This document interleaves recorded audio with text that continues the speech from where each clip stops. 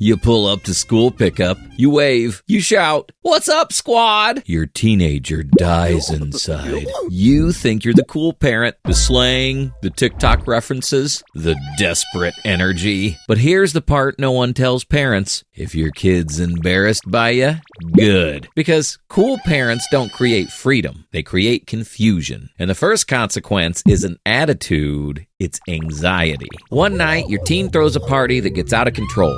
You wake up to chaos, police lights, and your kid asking, "Why didn't you stop this?" That's when most parents realize being chill didn't make their kid feel safe. It made him feel alone.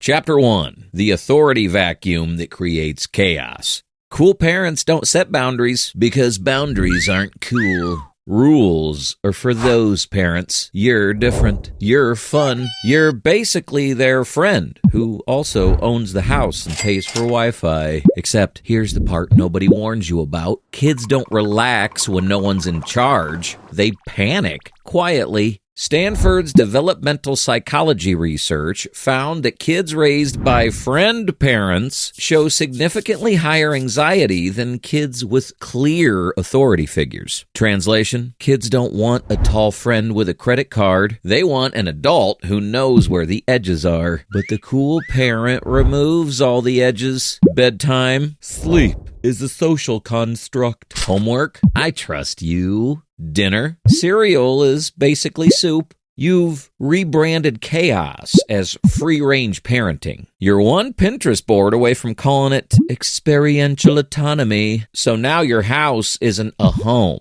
It's the Lord of Flies with Wi-Fi. Just vibes and crumbs. And here's the trap. From the outside, it looks like freedom. From the inside, your kid feels untethered, like floating in space. Because boundaries don't restrict kids, they orient them. Then comes the moment every cool parent gets blindsided. Your teen asks if they can have a small gathering. You, being chill, say, "Sure, I'll be upstairs being cool." Fast forward to 3 a.m. And when it goes wrong fast.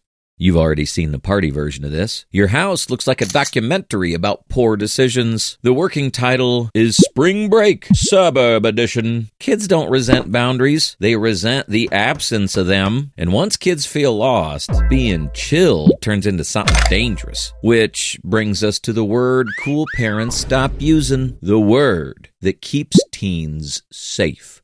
Chapter 2. The safety net made of tissue paper.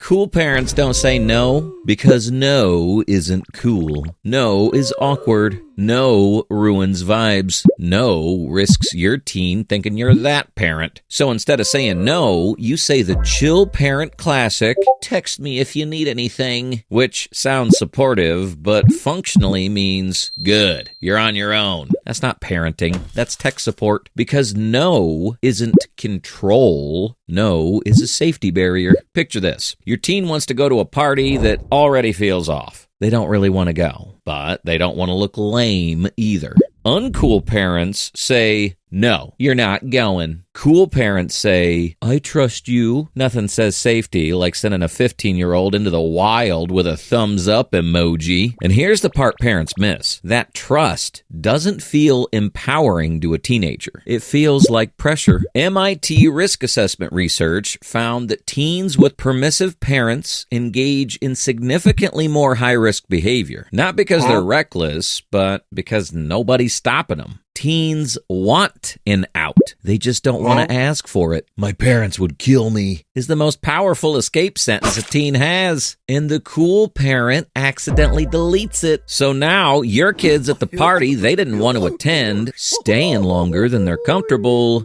doing things they're not ready for. Because being liked by peers suddenly matters more than being protected by you. Then comes the text. Late, short, carefully worded. "Can you tell me I have to come home?" And this is the moment everything hangs. Because the uncool parent replies, "Say I said no. I'll be the bad guy." The cool parent replies, "Do whatever you want."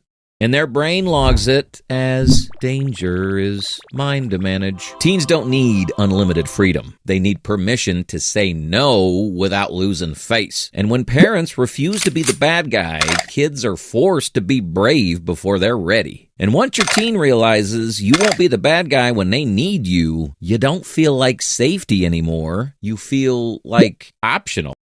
Chapter 3, the embarrassment that burns like teen spirit.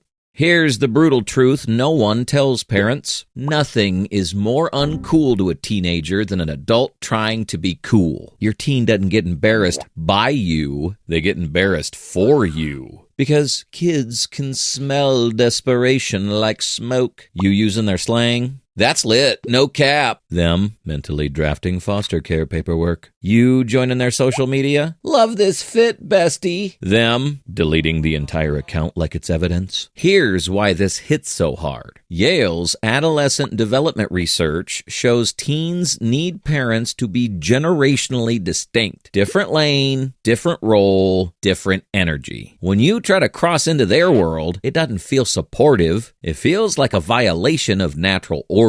Parents are supposed to be slightly embarrassing, predictably uncool, comfortably out of touch. That's what makes teens feel normal. But the cool parent flips the script and starts competing. Enter the cool parent starter pack, says Vibe. Unironically, knows one TikTok dance from 2019, texts exclusively in emojis, comments on every post, says, "That's fire," about room temperature things. Your teen isn't thinking, "Wow, my parent really gets me." They're thinking, "Why are you auditioning for my social life?" This isn't America's Next Top Parent. Stop competing for teen approval like it's a Grammy. Because when you try to be cool, you don't look relatable. You look like you're asking for approval. Your kid doesn't want you cool. They want you parent-shaped, reliable, predictable, a little embarrassing, and absolutely not trying to climb the teenage social ladder. Because the moment you start chasing their approval, something quietly disappears. Trust in your steadiness. And once it's gone, it's very hard to get back. Trying to be cool doesn't make you close, it makes you cringy. Chapter 4, the respect that evaporates like teenage attention. Here's the part parents misread completely. Your kids' friends love you. They think you're hilarious. They feel comfortable at your house. They say things like, "Your mom is so cool," which sounds flattering until you learn the translation. It means, "This house has no rules and we can do whatever we want." Because teens don't confuse cool with respect. They know the difference instantly. Harvard's authority research shows kids need clear hierarchy to feel secure. And when you give that up to be liked, you don't get closeness, you get comedy status. You become the parent who buys them alcohol because they'll drink anyway, lets them skip school for mental health days that somehow involve the mall, covers for them because we're a team. But here's the uncomfortable truth. Kids don't respect flexibility, they respect clarity. You are not a team. Teams are equals. You're not equals. You're the adult with a frontal lobe and a legal obligation. Parenting is not a democracy. It's a benevolent dictatorship that slowly transitions into democracy over about 18 years. When you step down from authority early, kids don't feel empowered. They feel uncontained. And kids cannot respect someone who's trying this hard to be liked. Because approval chasing reads like weakness to a teenager, and desperation doesn't command respect. It repels it. To a teenager, a parent begging for approval feels like, "How do you do, fellow kids?" But with car insurance and a mortgage. They might laugh with you. They might hang out at your house. But when things go wrong, when real decisions show up, they don't look to you because respect quietly evaporated while you were busy being fun. And once respect's gone, something else starts to wobble. Not behavior, not rules, identity. That's next. Chapter 5, the identity crisis of having no opposition. Here's the part nobody warns parents about. Teenagers don't find themselves by agreement. They find themselves by pushback. Identity is formed by friction. Your teen pushes, you resist. They learn where they end, and you begin.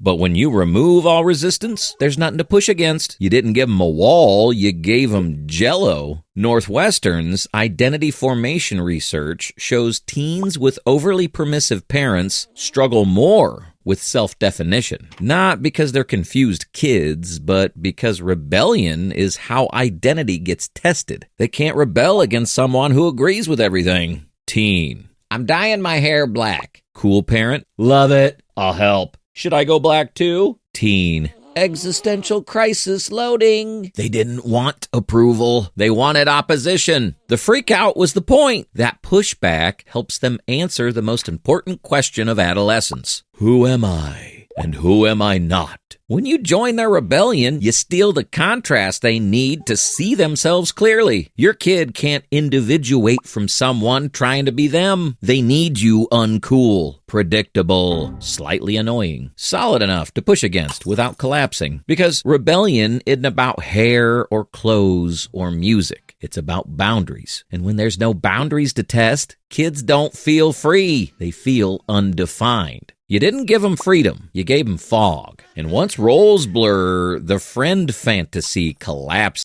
Chapter 6, the friendship that can't exist.